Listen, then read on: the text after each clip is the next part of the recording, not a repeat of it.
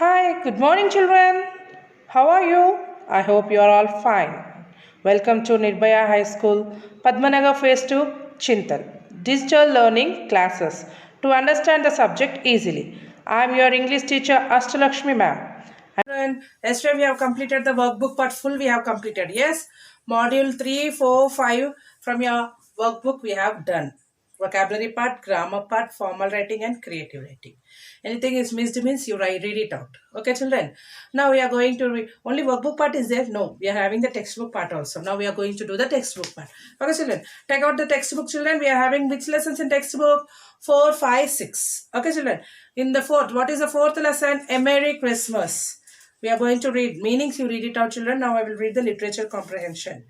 What did Beth, Meg, Amy, and Joe do when it was time for their mother to come home? What they did? Beth put a pair of slippers down to warm.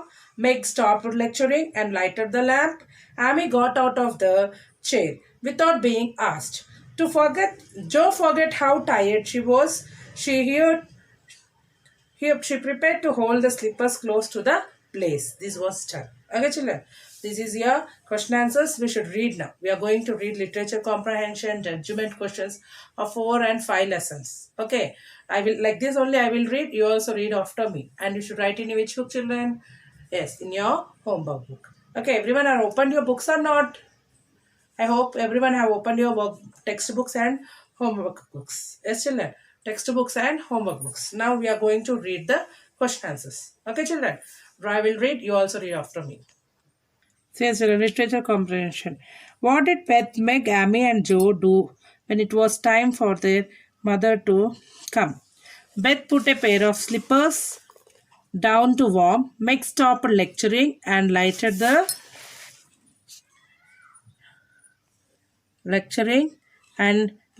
lamp. Amy got out of the easy chair without being asked. Meg stopped lecturing. Joe forgot how tired she was as she prepared to hold the slippers closer to the blaze. See here, children, once again I'm reading. Beth put a pair of slippers down to warm. Meg stopped lecturing and lighted the lamp. Amy got out of the easy chair without being asked. Joe forgot how tired she was as she prepared to hold the slippers closer to the blaze. See here, children. See, I'm showing you the book and I'm reading means anyone have not completed the work, they will complete. So that okay, children. Now next question. What did the girls want to buy for mommy at first? All the girls wanted to buy mommy a pair of slippers. All the girls wanted to buy mommy a pair of slippers. All the girls wanted to buy mommy a pair of slippers. How did the girls decide to give the gifts to their mommy? The girls decided to put the gifts on the table and watch. Mommy opened them. They wanted to surprise her after letting her think that the gifts were for the girls. Once again, I'm reading. The girls decided to put the gifts on the table and watch Mommy open them. They wanted to surprise her after letting her think that the gifts were for the girls. Who, according to Joe, is the best actress? What will happen if she stopped acting? According to Joe, Meg is the best actress. According to Joe, Meg is the best actress. Everything would end if Meg stopped acting. According to Joe, Meg is the best actress. Everything would end if Meg stopped acting. Now, read and answer literature value based questions. This is reference to context, children. You read it your own. It is very easy. Okay. Value based questions here. Do you think the girls loved their mother? State any one incident from the story to support your answer. This you should write your own. But I'm reading here once you read it. After that you can write your own. Yes, children. Yes, the girls loved their mother. When it was time for their mother to join them, they all brightened up to welcome her. Beth put a pair of slippers down to warm. Meg stopped lecturing and lighted the lamp. Amy got out of the easy chair without being asked. Joe forgot how tired she was as she prepared to hold the slippers closer to the blaze. This shows how much they loved their mother. Understood, children? Once again, I'm reading. See, yes, the girls loved their mother. When it was time for the mother to join them, they all brightened up to welcome her. Beth put a pair of slippers down to warm. Meg stopped lecturing and lighted the lamp. Amy got out of the easy chair without being asked. Joe forgot how tired she was as she prepared to hold their slippers closer to Blaze. This shows how much they loved their mother. Second question. What kind of a family was the March family? Describe in your own words. You should write your own words, children. This is, but you can write this also. The March family was a happy, close knit family. They loved and cared for each other. Mommy's daughters were close to each other. They were very affectionate towards their mother, even though their father was away, fighting in the war. They were positive and in high spirits. Once again, I'm reading, children. The March family was a happy, close knit family. They loved and cared for each other's. Mommy's daughter were close to each other. They were very affectionate towards their mother.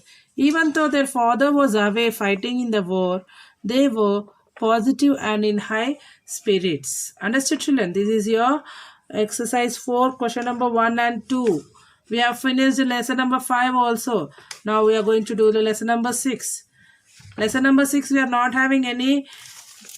Yes, children, the lesson number 6, we are not having the question answers. Yes, children, we are having the question answers. No, we are having only meanings, children. You all read it, okay? Read the meanings. Lesson number 5, question answers. See, what does the poet compare the wind to? The poet compared the wind to a child that has cried all night because it now lies asleep in the arms of the dawn. Which lesson, children? This is lesson number 6. And lesson number 5, children. Sorry, lesson number 5 it is. What does the poet compare the wind to? The poet compares the wind to a child that has cried all night because it now lies asleep in the arms of the dawn. What are the dangers that the fisher faces to sea? Winds and storms are the dangers that the fishers face at sea. See it, children. Winds and the storms are the dangers that the fishers face at sea. Third question. What are the sweet things of the land that are mentioned in the poem? The sweet things of the land mentioned in the poem are the shade of the coconut glade, the scent of the mango grove, the sounds of loud voices, and the sands on full moon night. The sweet things of the land mentioned in the poem are the shade of the coconut glade, the scent of the mango grove, the sounds of loud voices, and the sands on a full moonlight. Next, fourth question. According to the poem, do the fishers prefer the danger of the sea or the life on the shore? Though life on the shore is sweet, the fishers prefer the spray and waves of the sea. See, children, though the life on the shore is sweet, the fishers prefer the spray and waves of the sea. This is read and answer. You should match the words with the sentence with the other sentence. Okay, children, you will read the poem means you can match it very easily. Okay, read the poem also once and twice. You read the poem. See, children, value-based questions and judgment. See, why do you think the poet calls the fishers the kings of the sea? Just as kings have the power to rule and be responsible for their kingdom, the coromandel fishers too have the power to rule the sea. They feel that the sea god will protect them and that nothing can harm them. They look forward to all the dangers and risks that come with life at sea.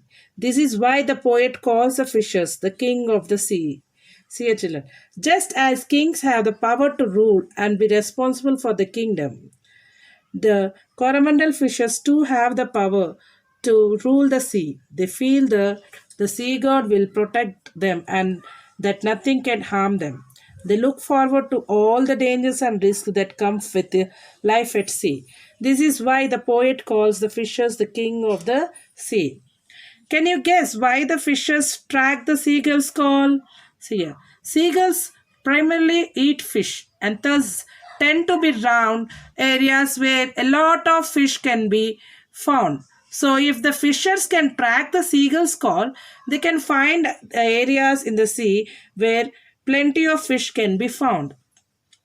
Seagulls primarily eat fish and thus tend to be around areas where a lot of fish can be found. So if the fishers can track the seagull's call, they can find areas in the sea where plenty of fish can be found. Understood, children? Everyone who have not completed, complete it and read. Okay, children, for your exams. By this, we have completed our lesson number 4, 5. Yes, children, in the sixth lesson, we are not having any meaning, any question answers. We are having only the meanings. Reading comprehension, children. Reading comprehension, they can give this passage or from the lesson passage, from the lesson poem, anything they can give. While reading this, you should answer the questions. Understood, children? This you should do your own only. You should read and understand. It can become, this para will only it comes, we can't tell, no. It can be from the lesson, from the poem or anything, it can be come. Okay, children, from the outside also it can be coming. So read the reading comprehension also. Read the paragraph and answer the questions. Okay, children, by this we have completed our FA2 revision. Okay, children, from tomorrow we are having exams now. Prepare for your exams well. Okay, and write your exams very correctly and neatly. Okay, children, all the best for all.